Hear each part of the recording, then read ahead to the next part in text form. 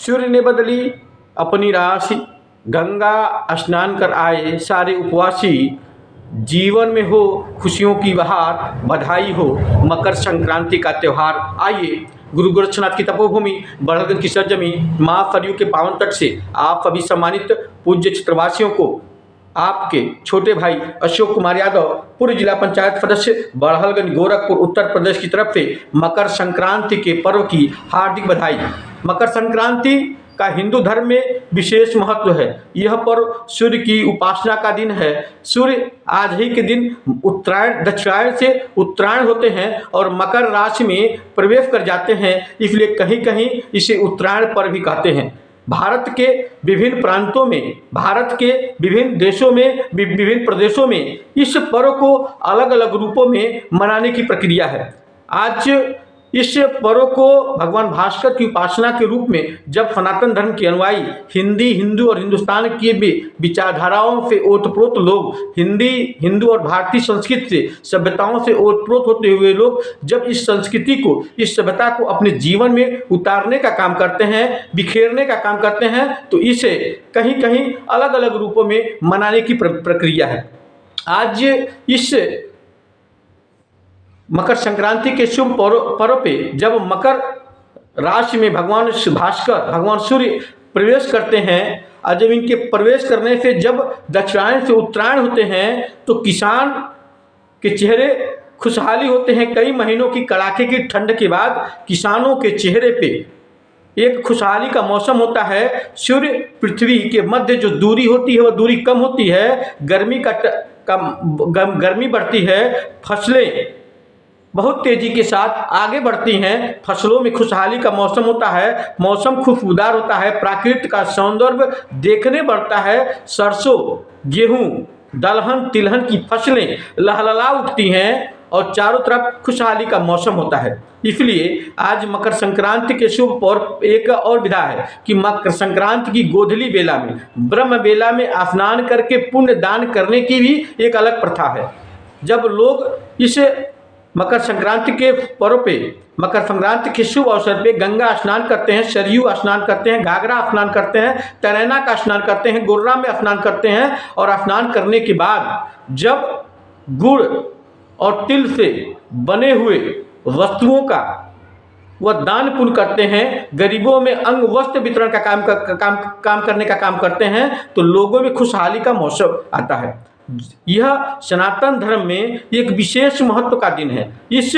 मकर संक्रांति के शुभ अवसर पे, पावन पर्व पे सारे सनातन धर्म के अनुयायी, चाहे वो अमीर हो, चाहे गरीब हो, चाहे वो किसी जाति और मजहब के हों, वह इस त्यौहार को बड़े धूमधाम के साथ जातिवाद, क्षेत्रवाद और भाषावाद से ऊपर उठकर राष्ट्र की एकता और अखंडता के लिए, भारत के मान सम्मान और स्वाभिमान के लिए सरयू, घाघरा,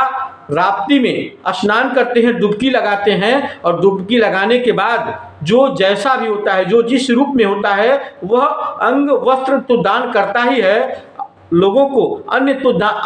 दान करता ही है। वह गुड़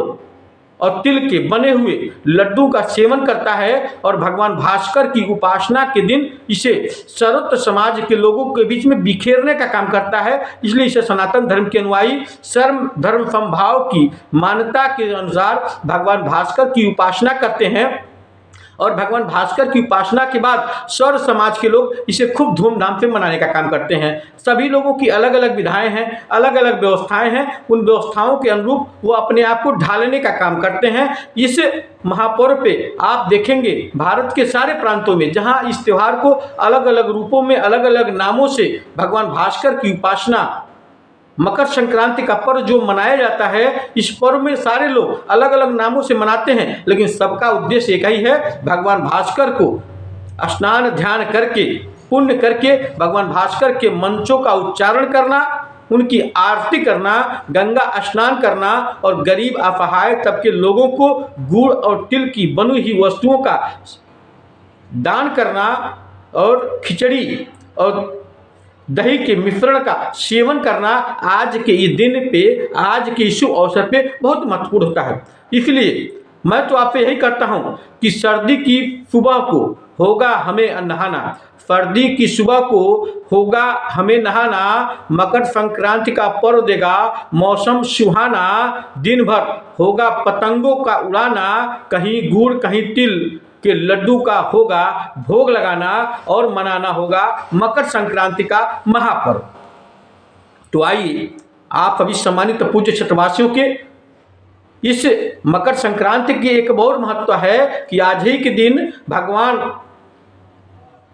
भागीरथी के अथक प्रयास से जब भागीरथी अथक तप कर तपस्या करते हैं, भगवान शंकर को प्रसन्न करते हैं, और भगवान शंकर की जटा से जब माँ गंगा पृथ्वी लोक पे आती हैं, पदार्पण होता है, और वह कपिल मुनि के आश्रम से होती हुई जब सागर में समाहित होती हैं, इसलिए इसे कहीं कहीं गंगा पर्व भी कहते हैं।